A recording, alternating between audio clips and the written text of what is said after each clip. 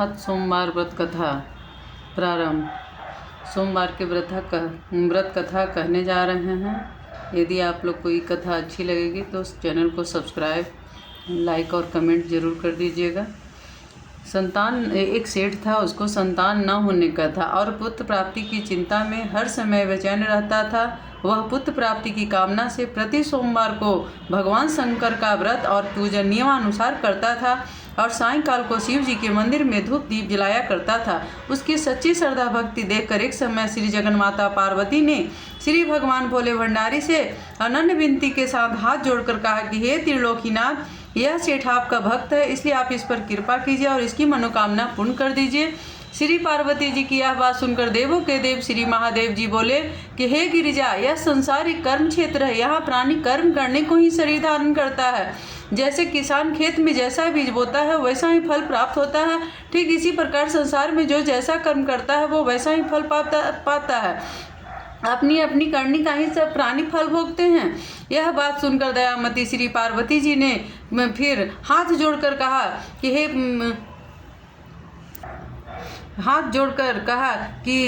हे प्राणनाथ, जबकि यह बेचारा रात दिन दृढ़ विश्वास के साथ आपकी भक्ति करता है, तब आप कृपा करके इसके दुख का निवारण कीजिए। आप तो दया के धाम है, तब इस पर दया अवश्य करनी चाहिए। श्री गिरिजा भगवानी के इस प्रकार आग्रह करने पर श्री शिव जी महाराज बोले कि हे पार्वती, वैसे तो इसकी किसी प्रकार की कोई कमी नहीं है, केवल एक पुत्र का अभाव है। सो ये पुत्र प्राप्ति की चिंता में ही रात दिन दुखी रहता है। इसके भाग्य में कोई पुत्र नहीं है, फिर भी मैं इसकी श्रद्धा देखकर और तुम्हारे आग्रह से इसको पुत्र प्राप्ति का वरदान देता हूँ, परंतु वह पुत्र केवल 12 वर्ष ही जीवित रहेगा।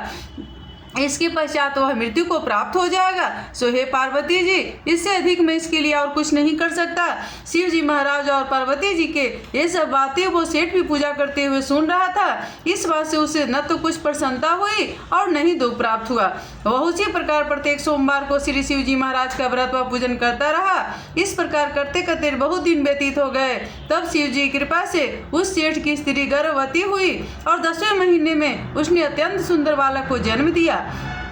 सेठ के घर में बहुत खुशी मनाई गई, परंतु सेठ को उसकी केवल 12 वर्ष की आयु जानकर कोई प्रसन्नता नहीं हुई और न ही उसने यह भेद किसी को प्रकट किया। इस प्रकार प्यार दुलार में वह बालक 11 वर्ष का हो गया। तब उस बालक की माता ने अपने पति देव से कहा कि हे प्राणनाथ, अब मेरा लाल सियाना हो गया है, अतः किसी सुंदर गुणयुक्त कन्या से इसका विवाह रचा दीजिए। इस पर सेठ ने कहा कि अभी इसका विवाह नहीं करूंगा, क्योंकि मैं इसे काशी जी पढ़ने को भेजना चाहता हूँ। इतना कहकर सेठ ने उस बालक के मामा को बुलवा लिया और उसे बहुत सा धन देकर कहा कि तुम इसे पढ़ने के लिए काशी जी ले जाओ। मार्ग में जहाँ भी ठहरो वहाँ यज्ञ वदान दिल खोलकर करते जाना तथा भूखों को भोजन बस देते हुए चले जाना। इस प्रकार समझा बुझाकर सेठ ने दोनों को भेज दिया। वे दोनों मामा भांजे यज्ञ रचाते भूखों को वस्त्र और भोजन तथा ब्राह्मणों को दान देते हुए चले जा रहे थे।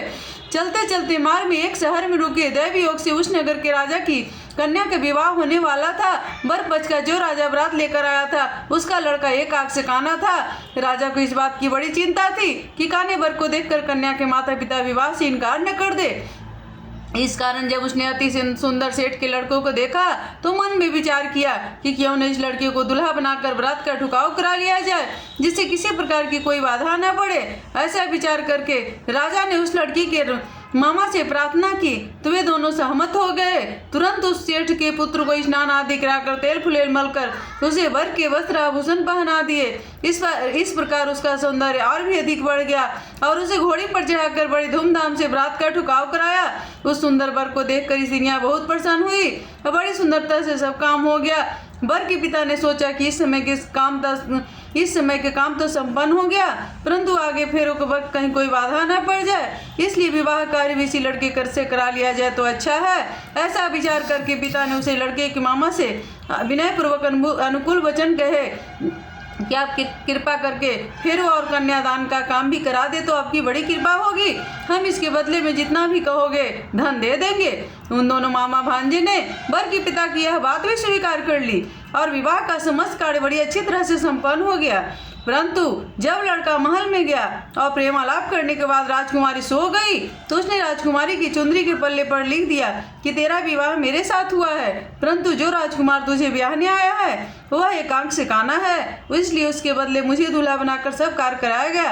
अब तुझे उसी के साथ भेजा जाएगा और मैं काशी जी पढ़ने जा रहा हूँ। यह बात लिखकर सेठ का पुत्र तो चला आया और जब राजकुमारी सोते से उठी अपनी चुंदरी के पल्ले पर यह बात लिखी देखी तो उसने कान्हे राजकुमार के साथ जाने से इनकार कर दिया और साफ कह दिया कि यह मेरा पति नहीं है, मेरा विवाह जिसके साथ हुआ है वह तो काशी जी पढ़ने गया है। यह रहस्य जानकर राजकुमारी के माता पिता ने राजकुमारी को विदा नहीं किया और बारात को खाली ही लौटना पड़ा।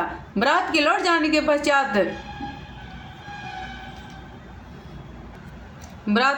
के पश्चात राजकुमारी ने ब्रह्मचर्य व्रत के साथ साथ सोमवार का व्रत करना शुरू कर दिया।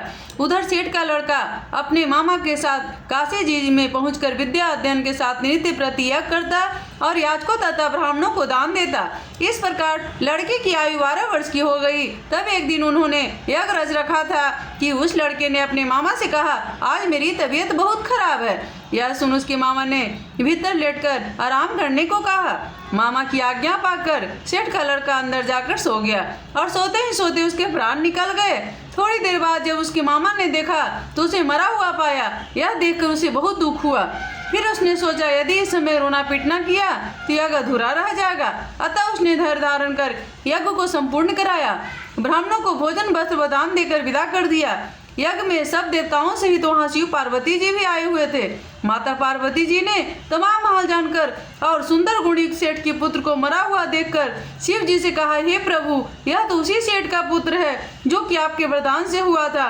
पार्वती जी की यह बात सुनकर शिव जी ने कहा, पार्वती, इसकी आयु इतनी ही थी सो ये भोग चुका। तब पार्वती जी बोली कि हे प्रभु जी, यज्ञ में समस्त देवताओं सहित आपने जो भोग यज्ञ के ग्रहण किए हैं वे सभी निषेध हो गए, क्योंकि यह के समय से ही मरा पड़ा है, इसलिए आपको इसे जीवन दान देना चाहिए। दूसरी एक अबला के साथ इसका विवाह हुआ है और वह आज तक आपका व्रत व पूजन प्रत्येक सोमवार को करती है। उसकी आत्मा की पुकार को आपका व्रत और पूजन कर रहा है। क्या वह आपका परम भक्त इसका मरना सुनकर दुख नहीं पाएगा? सो हे प्रभु, आप कृपा करके इसे जीवन दान दीजिए। इस प्रकार पार्वती जी के बार बार आग्रह करने पर श्री शिव जी ने उसको जीवन दान दे दिया। तब शिव जी की कृपा से वह सेठ का लड़का पुनः जीवित हो गया और शिव पार्वती कैलाश को चले गए।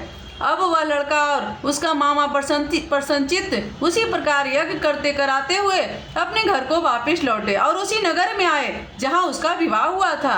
वहाँ पर जब उन्होंने उस नगर में यज्ञ आरम्भ कराया तो खबर पाते ही रानी उस सेठ के लड़के को पहचान कर उसे राजमहल में ले गए और वहाँ उनकी बहुत खातिरदारी की।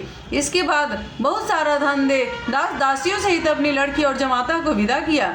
अब वे सब उसी प्रकार यज्ञ रचाते हुए अपने नगर में आ गए।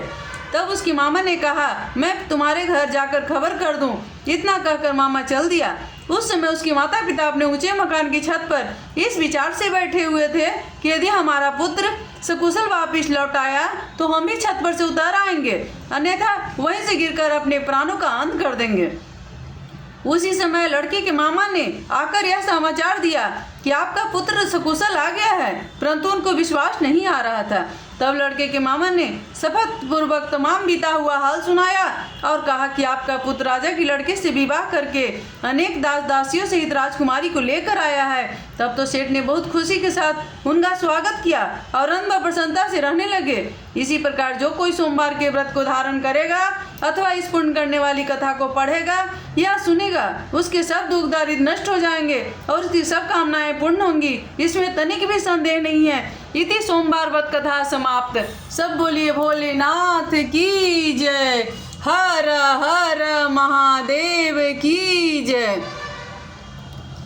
भाइयों एवं बहनों, भोले बाबा बहुत दयालु हैं, वो सबकी मनोकामना पूर्ण करते हैं। आप लोग भी इनके कथा को सुनिए, करिए और तब देखिए कि भोलेनाथ कितना दयालु हैं। भोलेनाथ सब पर दया करते हैं, पल पल में दया करते हैं। ये देवों के देव महादेव हैं। हर हर महादेव की जय। मैया पार्वती की जय। शिव परिवार की जय।